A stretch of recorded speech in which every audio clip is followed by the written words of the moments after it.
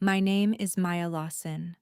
I am 33, and for 8 years, I helped a man build a career he liked to call his own. At a city gala in Chicago, my boyfriend stood under a wall of cameras, held another woman's hand, and announced their engagement while I was still wearing the blue dress he had told me to buy for our big night. Then he introduced me to the room as his former assistant. Not partner, not researcher, not the woman who paid his mother's hospital bills, wrote his reports, built his models, and saved his career more times than he could count. Assistant. I did not cry. I did not throw champagne. I only stepped forward, placed a sealed gray envelope in his hand, and said, "Open this before you speak at the hearing tomorrow." He laughed because he thought I had nothing left. By sunrise, he had called me 46 times. By noon, 3 lawyers had called. And by the end of that week, every person who had clapped for him was asking one question. Who was Maya Lawson really? Let me go back, because the envelope did not appear out of nowhere. It came from 8 years of being invisible in a life I was secretly holding together. I met Ethan Vale when we were both young environmental engineers with more ambition than money. He was charming. I was quiet, careful. The girl who stayed after class because one number in the water sample did not make sense. He used to say he loved that about me. Later, he learned to use it. When his mother got sick, I paid the bills. When his rent was late, I covered it. When he had a presentation, I stayed awake until 3 in the morning fixing his data and building the charts that made him look brilliant. I told myself we were a team.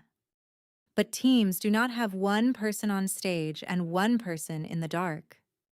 MIT once offered me a full research fellowship in Boston, everything I had dreamed about since I was 20. When I told Ethan, he went pale. "Boston is far," he said. "My mom needs me. I need you. Don't choose a school over us." So I stayed. That is the sentence that still hurts. I stayed. I took a junior city job while Ethan moved upward.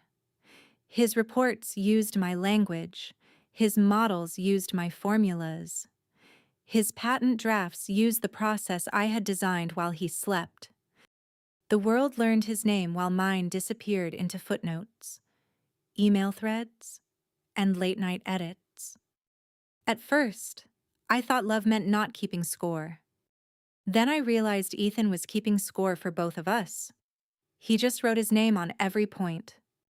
The woman he left me for was Claire Whitmore, the daughter of an urban development commissioner whose family sold water treatment equipment to the city. When Ethan met her for coffee, I called it networking. When her father praised his vision, I called it good for the project. When he changed the shared drive password, I told myself I was paranoid. But I am a scientist. I do not ignore patterns forever. 2 weeks before the gala, I found a draft speech open on Ethan's laptop. Whole paragraphs came from my MIT application essay, the one I never submitted. He had turned my life into his origin story. Then I saw the final slide. Ethan Vale and Claire Whitmore announcing a public-private water innovation partnership. And beneath it, their engagement. My hands went cold, not because he was leaving. Some part of me had known that already. It was because the project he planned to launch the next morning was mine. My water recovery system, my risk model, my patent language, my 8 years of work. He had taken the woman. He had taken the stage. Now he was reaching for the invention. That night, I did something I should have done years earlier. I opened every archive, old emails, version histories, lab notebooks, simulations, draft patents, and the original invention disclosure form that still listed me as sole developer. Then I called Dr. Samuel Reeves at MIT, The professor who had written me 3 years earlier after reading one of my abandoned papers. When he answered, I said, I know this is late, but I think I am ready to stop hiding. There was a pause. Then he said, Maya, we have been waiting for you to say that. The next morning, a patent attorney named Ruth Calder read everything and said, he did not steal your idea. He built his entire public identity on it. Soon, we filed an inventorship protection notice, froze the license transfer, and MIT confirmed my work predated Ethan's filings by years. But I did not send anything yet. I waited. Not because I was weak, because I wanted him to say the lie out loud where everyone could hear it. The gala was held in a glass hotel ballroom above the Chicago River. I stood near the back, invisible. Ethan walked on stage and thanked the city, the commission, the investors, and the people who believed in him from the beginning. He did not look at me once. Claire joined him. Her father smiled like a man already counting contracts. Then Ethan lifted her hand and announced that they were engaged. The room applauded. Then a reporter asked, Dr. Vale, who helped you build the water model? Ethan's eyes found me. There was no shame in them, only warning. He smiled and said, Maya used to assist with some early paperwork, but the innovation was mine. Something inside me broke cleanly. I walked to the stage. People turned. Ethan's smile tightened. Claire looked irritated. I placed the gray envelope in Ethan's hand. Open this before you speak at the hearing tomorrow, I said. He leaned close and whispered, Don't embarrass yourself. For the first time in 8 years, I did not see the man I loved. I saw a man standing on a ladder made from my bones.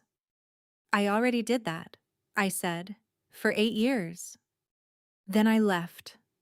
He did not open the envelope that night. Of course he did not. Men like Ethan do not read warnings from women they believe they have already erased. He opened it at 6:12 the next morning. Inside were 4 things. The original invention disclosure naming me as sole developer. A notice from my attorney freezing any license connected to my system. A confirmation letter from MIT inviting me to present the verified model as principal researcher. And one handwritten sentence from me, You called me your assistant, so I am assisting the truth. The calls began 10 minutes later. First Ethan, then Claire, then her father, then lawyers who had never appeared on my phone until they needed something from me. I listened to none of them. The next day, I walked into the public hearing in a black suit and my mother's small gold necklace. Ethan sat with Claire, smiling like the floor was moving. The commission chair said, Ms. Lawson, we understand you requested to speak as a technical witness. I stood. My voice shook for the first 3 words. Then it steadied. I am not a witness, I said. I am the inventor. The room changed. You could feel people stop breathing as the story they were told began to crack. I presented the timeline, lab notes, emails, version histories, and simulation files created on my computer while Ethan presented them as his breakthrough. Then I showed the part that ended him. His public model claimed a 98.5% purification rate, but it used an old framework I had discarded because under certain runoff conditions, it failed. Not slightly, dangerously. The city attorney turned to Ethan and asked, Dr.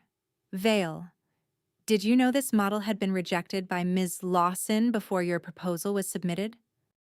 Ethan opened his mouth. No answer came out. Claire looked at him like she was seeing cheap paint under a gold frame.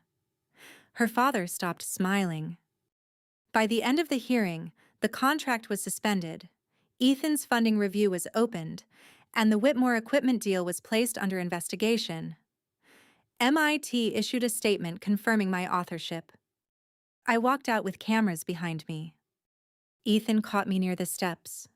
In daylight, he looked smaller. Maya, he said, you could have warned me. I almost laughed.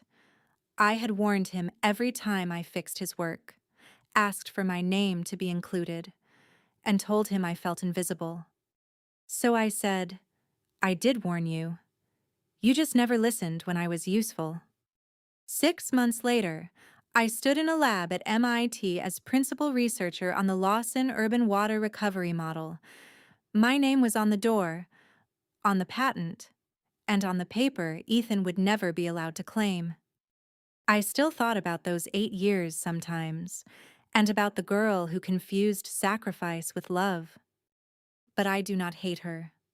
She survived. She learned. She kept copies.